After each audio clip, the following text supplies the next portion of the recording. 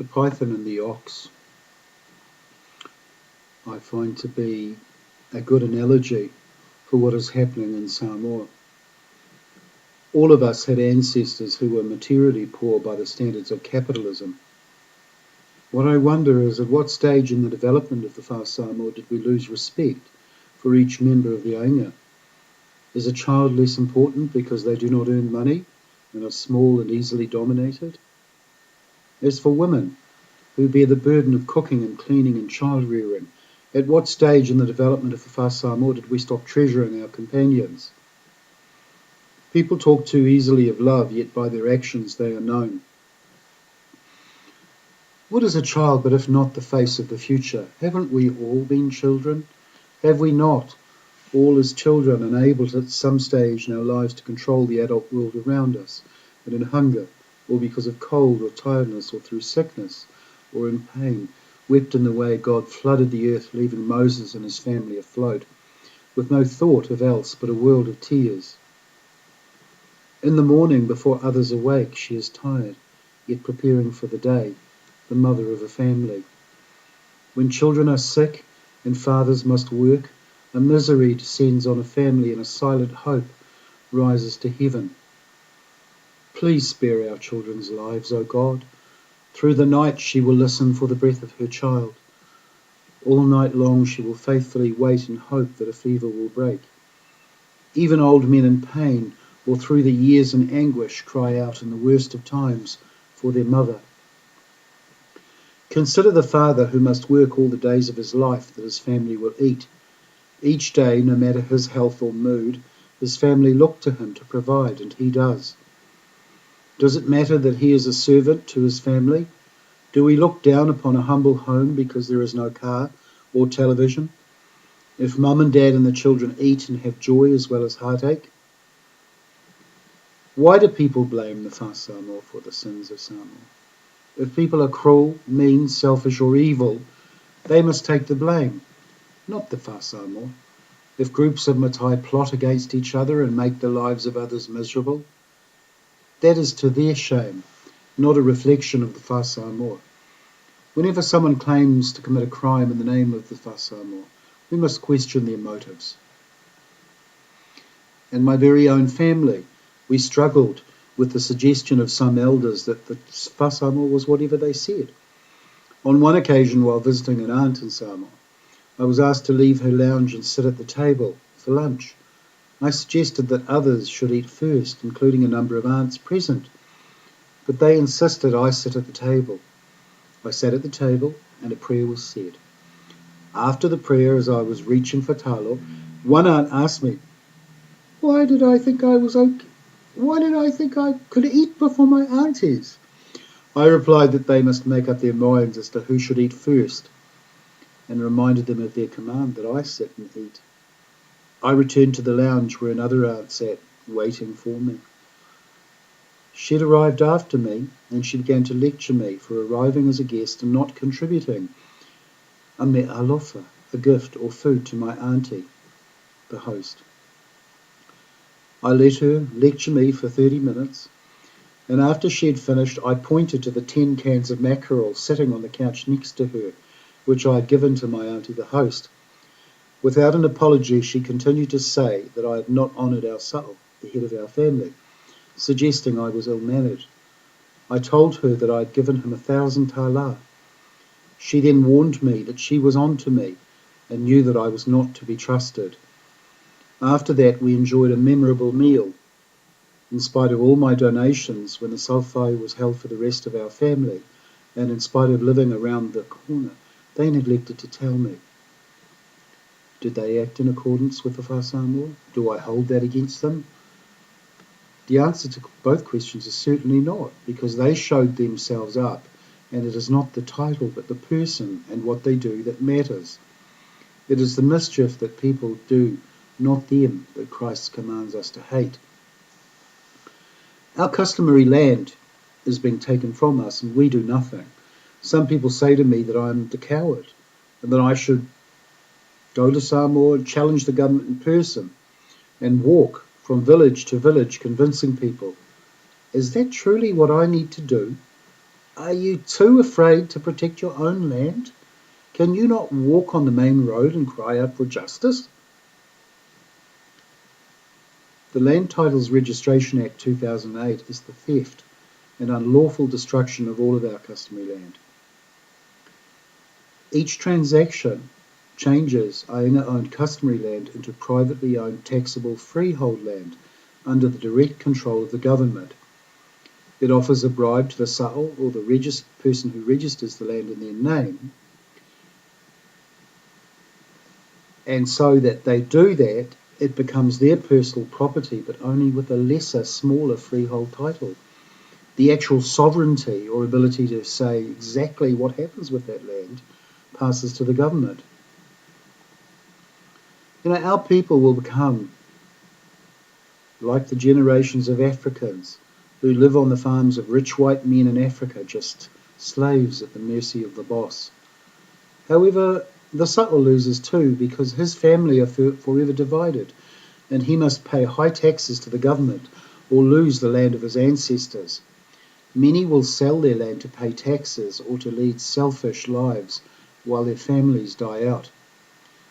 Naturally, the land will be passed from father to son. And if the family want any benefit from the land, they must agree to the sa'o's choice as to the next title holder of the chief title, but they will also be slaves having to run and fetch in order to be able to work on any of the land. Why should anybody bother to keep ngafa, family tree, if titles pass from father to son? This Land Titles Registration Act 2008 is unlawful because before the customary land rights may be taken from every Samoan, as this Act does, a national referendum is required.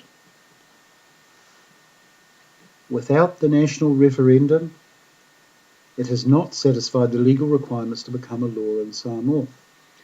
Our Constitution states that every law which conflicts with the Constitution will be void. This means that it will be of no effect, as if it had never been passed. Articles 2, 14, 15, 102 and 109 are all in conflict with this unlawful Act.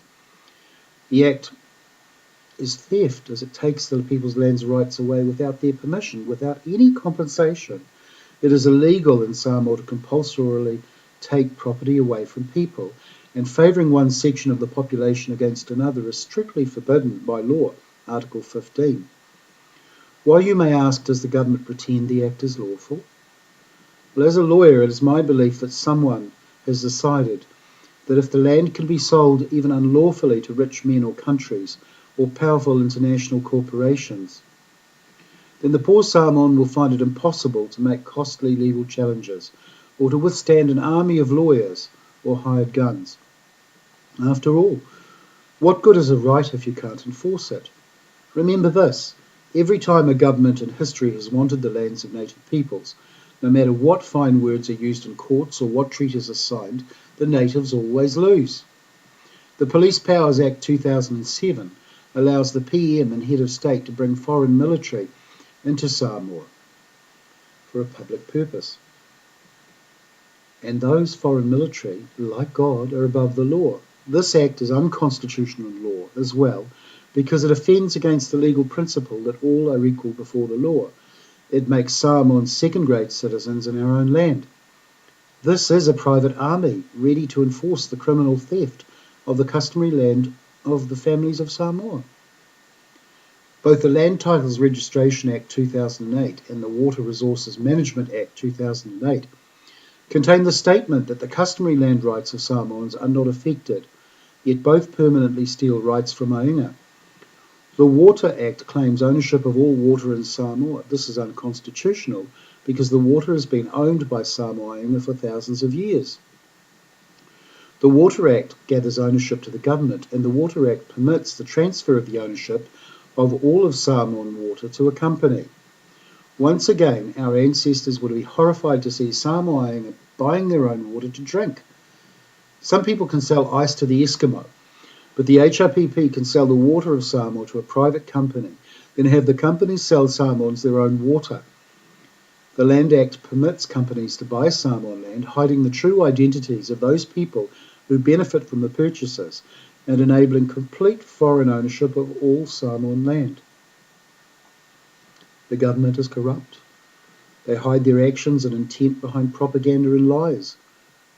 There is no good governance or transparency.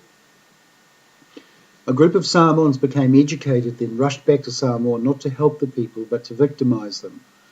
All those educated who would challenge the government's monopoly on power are shut out. Ability or the desire to better the lives of the citizens of Samoa are not taken into account, for the real political game being played is all about territory and holding on to power and its hidden advantages. It is important for the people to understand that transferring national assets to companies with politicians as partners allows those politicians to have a never-ending income which can be hidden. If all of Samoa's assets and land can be sold to foreign companies, the politicians will share in the purchase price and in the money the company makes that Samoans will pay forever for power and water or any other national resource that can be sold.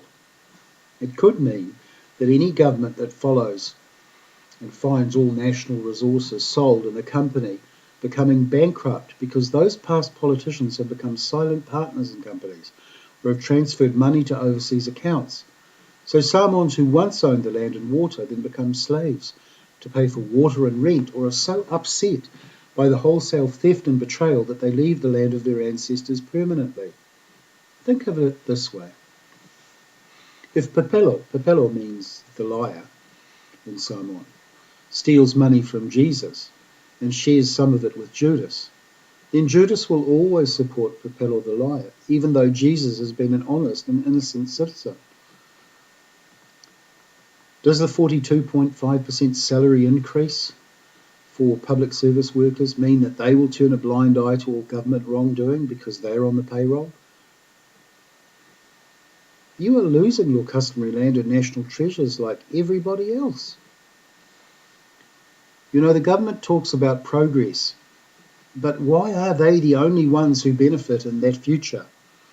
Is their happiness and joy at becoming super rich worth the death of our nation, the betrayal of the FaaSamoa, and the agony and suffering of the Aiga Sa Moa Atoa, Samoans worldwide? True leaders care for all of their family. False leaders lie and squirrel money away, cheating the people. Divide and conquer is the game well played in Samoa. Every time the people hand over their power to the government as in land and title disputes, then it is the government, not the Aiga, who rules that family.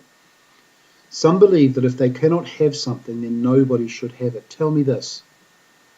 Were matai titles valid before the government insisted on registration, if performed in the traditional way? Without registration, is a title valid?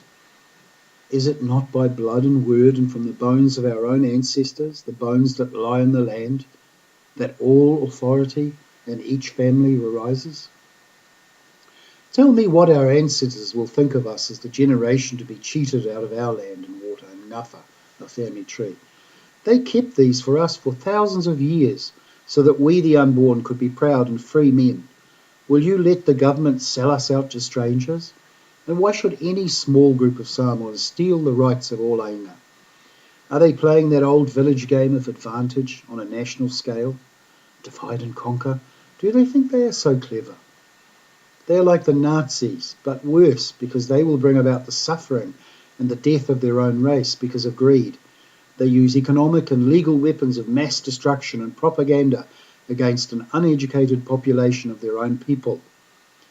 They forbid the teaching of political studies to keep the people stupid and easily controlled.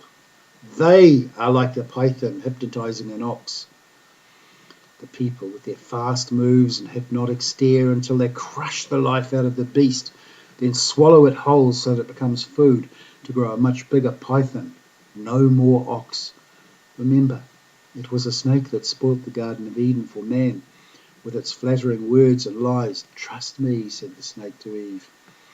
Our paradise must not be taken in the same way. March for justice. March for freedom, for the FaaSamoa, for the ancestors and the unborn. The people hold the power. The government are servants, not masters. When they forget, we march. Samoa mo Samoa!